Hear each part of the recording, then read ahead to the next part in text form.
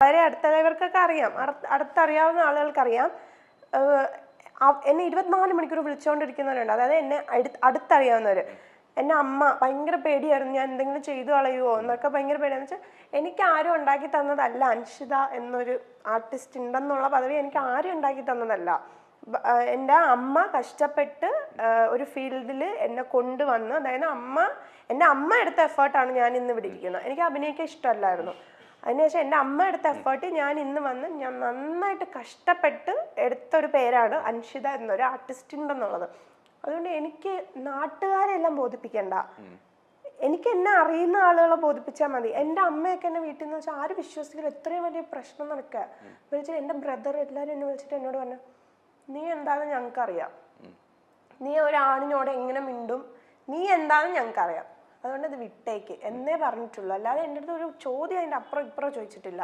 പിന്നെ എൻ്റെ ഫ്രണ്ട്സ്, ഞാൻ എല്ലാ A to Z പറയുന്ന ഫ്രണ്ട്സ്, ചേട്ടൻ, മാൻവി, റൈവള്, ഇപ്പൊ കണ്ടു, ഞങ്ങൾ എല്ലാ കഥയും പറയും. അന്ന് കണ്ടതും തൊട്ട് ഇന്ന് കണ്ടതും എല്ലാ കഥയും ഞങ്ങൾ പറയും. അതാണ് അപ്പൊ അവർക്കെല്ലാം അറിയാം എന്താന്നുള്ളത്.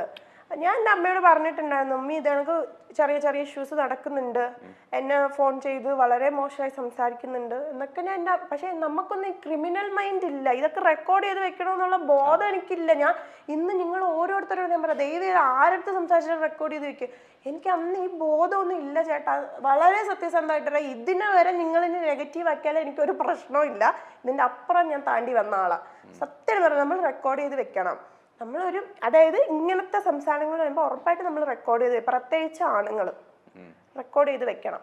പക്ഷെ ഞാൻ ഞെട്ടിപ്പോയെന്ന് ഈ എഡിറ്റിംഗ് വേർഷൻ കേട്ടപ്പോൾ ഞാൻ ഞെട്ടിപ്പോയി. എനിക്കറിയില്ല ഇനി എന്തൊക്കെ എഡിറ്റിംഗ് വേർഷൻസ് തരുമെന്ന് വെച്ചാൽ, പറഞ്ഞ സാധനങ്ങളെ വെട്ടി ഞാൻ പറഞ്ഞത് മാത്രം വിട്ട് അങ്ങനെയാണ് അത് വെളിയിൽ വന്നിരിക്കുക. എനിക്കറിയാലോ, ഞാൻ സംസാരിച്ച സാധനം എനിക്കറിയില്ലേ, ഇനി ഞാൻ സംസാരിക്കാത്ത സാധനം എനിക്ക് വരുമോന്നൊന്നും എനിക്കറിയത്തില്ല. ടെക്നോളജി അത്ര വളർന്നിരിക്കുന്നു.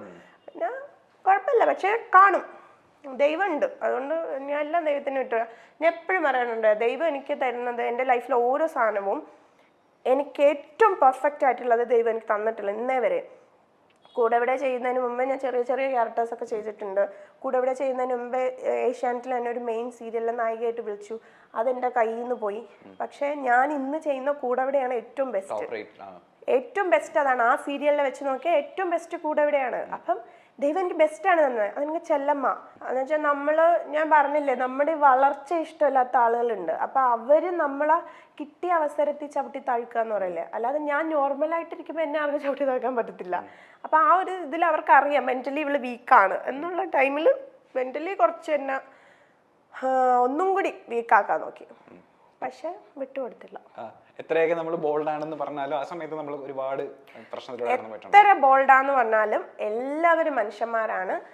ഞാൻ ഭയങ്കര വലിയൊരു സംഭവം തന്നെ ഇവിടെ ഇതിൻ്റെ ഇടയ്ക്ക് നടന്നിട്ടുണ്ട്. പക്ഷെ എനിക്കത് ഷെയർ ചെയ്യാൻ താല്പര്യമില്ലാത്തതുകൊണ്ട് ഞാൻ അത് പറയുന്നില്ല. എന്ന് വെച്ചാൽ നമ്മൾ വിട്ടുപോകും, നമ്മൾ മൊത്തത്തിൽ നമ്മൾ വിട്ടുപോകും, നമ്മളെ മൈൻഡും കാര്യങ്ങളും ഒക്കെ വിട്ടുപോകും. നമ്മൾ എന്തിന് എന്ന് തോന്നും, നമ്മൾ എന്തിന് എന്നൊരു ചോദ്യം വരും. നമ്മൾ എന്താണ്, എന്ത് ചെയ്തു, നമ്മൾ എന്ത് ഉണ്ടാക്കി വെച്ചത് എന്താണ്, ഈ ഒരു ഒറ്റ ഇതിൽ എന്ത് സംഭവിച്ചു എന്ന് എല്ലാത്തിനും ഒരു ചോദ്യചിഹ്നം വരും. എന്ത് എന്നൊരു ചോദ്യം വരും നമ്മുടെ മുമ്പിൽ. ഒറ്റയ്ക്ക് ഇരിക്കുമ്പോഴേ അത് വരുള്ളൂ. അതിപ്പോഴും വരാറുണ്ട്. ഇപ്പോഴും ഞാൻ പറയാലോ, ഒരു കാര്യമില്ലാതെ ഇപ്പൊ കൂടി വന്നിന്ന് നെഗറ്റീവ്സ് പറയുന്ന ആളുകളുണ്ട്. ഞാൻ പൊതുവെ യൂട്യൂബ് കമന്റ്സ് ഒന്നും വായിക്കാറില്ല. അന്നത്തെ പ്രശ്നത്തിന് ശേഷം വായിക്കാറില്ല, ഇപ്പോഴും വായിക്കാറില്ല കേട്ടോ. അപ്പം ചില സാധനങ്ങൾ എനിക്ക് ആരെങ്കിലും ചിലപ്പോൾ എടുത്താൽ ഇത് കണ്ടോ, നീ അതങ്ങ് ഡിലീറ്റ് ചെയ്തേക്ക് എന്നും, എൻ്റെ ഇൻസ്റ്റേ വരുന്ന ഡിലീറ്റ് ചെയ്തേക്ക് എന്നും പറഞ്ഞിട്ട് വരും. പക്ഷെ ഞാൻ ഒരു പ്രൊഫൈൽ എടുത്ത് നോക്കും, ഫോട്ടോ ഉണ്ടാവില്ല, ഒന്നും ഉണ്ടാവില്ല, അപ്പം ക്രിയേറ്റ് ചെയ്തതായിരിക്കും. അതൊരു തരം നരമ്പ് രോഗം എന്ന് പറയാം. അങ്ങനത്തെ രോഗികളാണ് വന്നിരുന്ന് വളരെ മോശമായിട്ടുള്ളത് പറയുന്നത്. അപ്പൊ എനിക്ക് മനസ്സിലായി, നമ്മളൊക്കെ നല്ല പണിയെടുത്ത് ജീവിക്കുമ്പോൾ ഒരു പണിയെടുക്കാതെ ജീവിക്കുന്ന ഇങ്ങനെ കുറെ ആളുകൾക്ക് ഒരു സുഖം, ഒരു മനസ്സുഖം.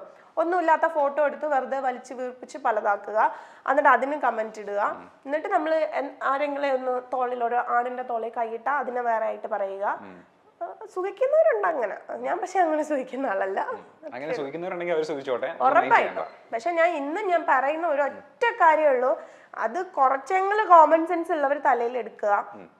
ഒരിക്കലും ഒരു ആള് പറയുന്നത് കേട്ട് അവരെ വിശ്വസിച്ച് മറ്റുള്ളവരെ ജഡ്ജ് ചെയ്യാതിരിക്കുക.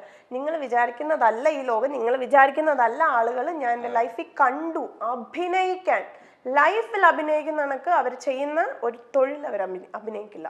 എനിക്ക് തോന്നി മലയാളികളുടെ എപ്പോഴത്തെയും പ്രശ്നം, അതായത് ഒരു ഏതെങ്കിലും ഇഷ്യൂ ഉണ്ടായി കഴിഞ്ഞാൽ ഒരു ഭാഗം മാത്രം കേട്ട് അപ്പൊ തന്നെ ഒരു പ്രതികരണം എഴുതുക, അല്ലെങ്കിൽ പോസ്റ്റ് ഇടുക. അല്ല ഏട്ടാ, അതാ ഞാൻ പറഞ്ഞത്, ഞാൻ പോലും അങ്ങനെ ആയിരുന്നു. അതാ ഞാൻ പറഞ്ഞത്, നമ്മളൊരു ന്യൂസ് കാണുമ്പോൾ ഒരു പെൺകുട്ടിയെ ഒരു ആൺ ചെറുക്കൻ ഇങ്ങനെ ചെയ്തു, അല്ലെങ്കിൽ ആൺകുട്ടിയെ ഒരു പെണ്ണ് ഇങ്ങനെ ചെയ്തു എന്ന് പറയുമ്പോൾ നമ്മൾ അതിൽ ആരാണോ കുറ്റം ചെയ്തതെന്ന് പറയപ്പെടുന്ന ആളാ നമ്മൾ മൊത്തത്തില് പറയും. ഇവരെന്ത് ബോറാ, ഇവൻ ഇങ്ങനെയൊക്കെ ചെയ്യാൻ കൊള്ളാം, എന്നാലും ആ പെങ്കൊച്ചിനെ എങ്ങനെ, അല്ലെ പെങ്കൊച്ചിനെ കാണാൻ സുന്ദരി പെങ്കൊച്ചി, ഈ ചെറുക്കൻ എന്തായിരുന്നു, അല്ലെങ്കിൽ ഈ ചെറുക്കനെ കാണാൻ എന്ത് നല്ലതാ, ഈ പെങ്കൊച്ചി ഇങ്ങനെ ചെയ്ത്.